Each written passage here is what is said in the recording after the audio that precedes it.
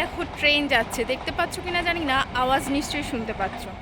সে যাই হোক, আজকে তোমাদের দেখাতে নিয়ে এসেছি আগেকার বনেদি বাড়ির যেটা এক আভিজাত্য ছিল সেই জিনিসটা। সেটা হলো ওই দেখো গোলা। আগেকার বনেদি বাড়িতেগুলোতে দুটো চারটে করে গোলা না থাকলে তাহলে কিন্তু বোঝাই যেত না যে এটা বনেদি বাড়ি। আর তখন এক একটা মানুষের অনেক সম্পত্তি ছিল, চারটে পাঁচটা করে গোলা রাখার জায়গাও ছিল।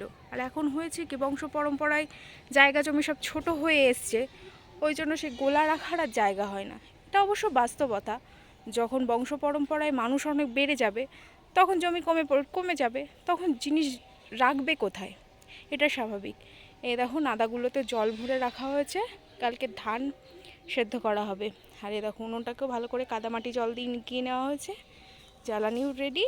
আর ওই রয়েছে ধান। আমাদের বাগানটাও দেখে নাও, যদিও এটা আমাদের একার নয়,